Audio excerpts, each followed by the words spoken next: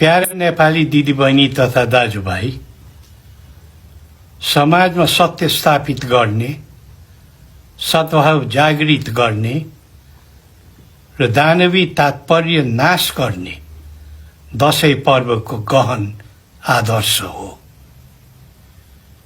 हाम्रो संस्कार र व्यवहारमा दशैं मनाउँदा विद्यमान पद्धति र जीवन प्रकृतिको गहिरो दृष्टि हेर्दै जानुपर्छ।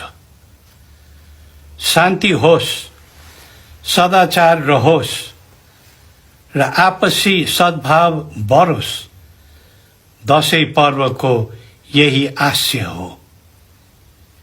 त्यसैले यस पावन अवसरमा देशभित्र र बाहिर रहे बसेका सबै नेपालीहरूमा हामी मङ्गलमय शुभकामना व्यक्त गर्दै हामीलाई लागेको छ कुनै पनि देशभक्त नेपालीलाई यो समय सजिलोसँग बितिरहेको छ जस्तो लाग्दैन।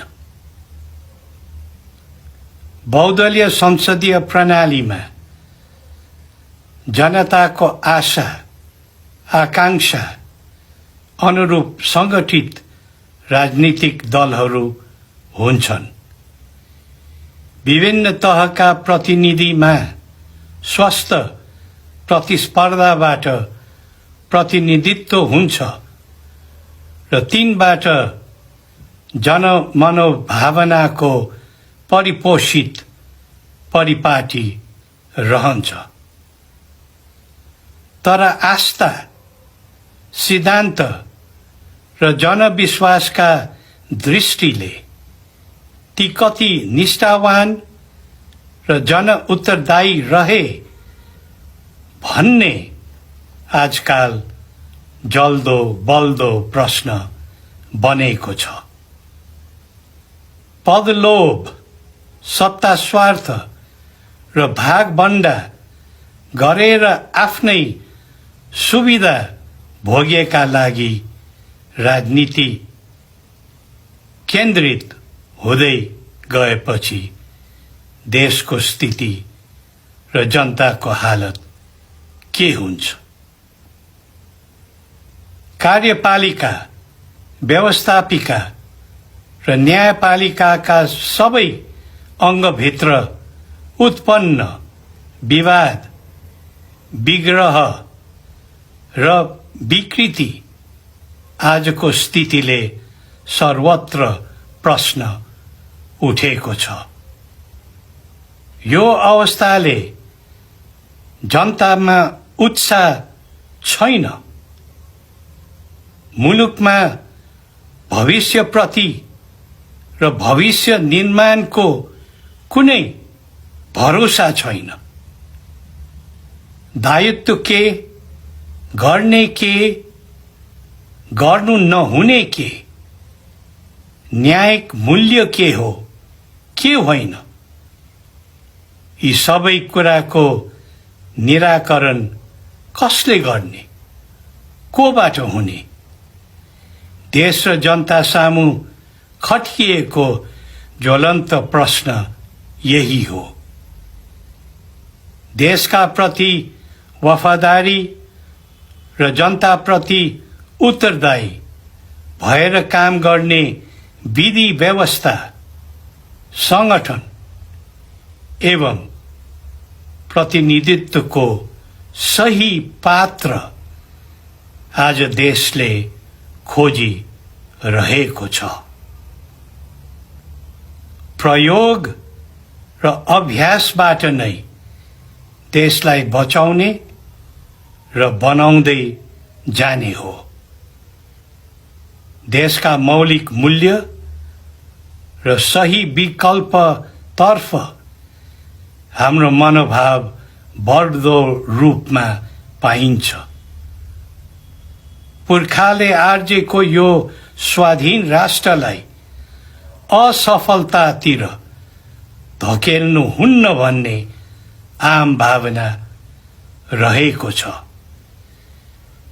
आफ्ना सनातनी मूलभूत महिमालाई बिथोलेर केही संरचना बदलेर केही नामान्तर गरेर सुन्दर नौलो नेपाल भई हाल्दो रहेनछ। त्यसैले बलियो मियोमा आबद्ध भएर राम्रो र दरिलो नेपाल बनाउन हामीमा दिव्य चेतना आउनु आवश्यक छ। नेपाल निरन्तर देशी विदेशीहरूको क्रीडा भूमि पनि भयो भन्ने जनगुनासो छ। त्यसैले स्वतन्त्र सार्वभौम नेपाललाई आफ्नै अस्तित्वमा अराएर समुन्नत सक्षम र समृद्धिको पुनर्निर्माणमा ध्यान दिनुपर्ने देखिन्छ। नेपाललाई फेरि महान बनाउनु परेको छ। आफ्नै देशमा मौका नभएर हो कि वा नखोजेर हो, रोजगार र कमाउनु भनेर दिनहुँ हजारौंको संख्यामा नेपाली युवा युवती विदेशी रहेका छन्। एकातिर होनहार नागरिकहरू बाहिर गएर भूभाग र हामीलाई उजाड पारिरहेका छन् भने अर्कातिर बाहिरियाहरूलाई भित्र्याउने र वास्तविक नेपालीलाई धरापमा पार्दै जाने प्रपञ्च प्रति चासो र चिन्ता बढेको छ।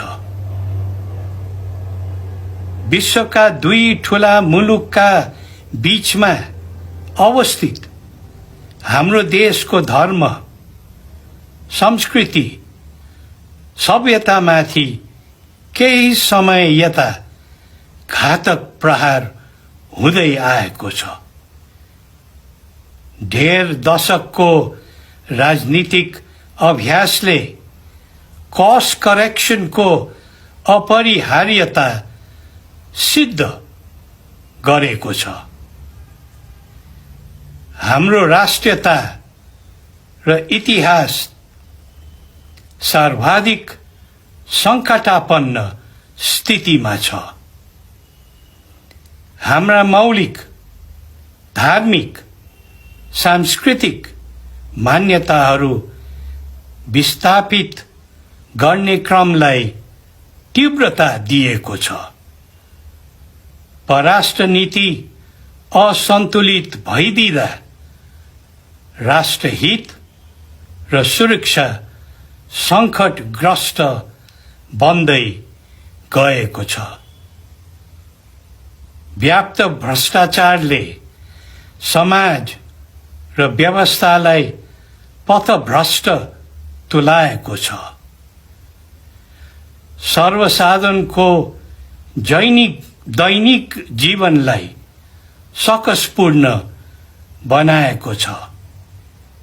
विद्यमान संविधान र व्यवस्थाको रक्षा गर्न खोज्दा देशलाई दाउमा लग्ने अवस्था बनेको छ।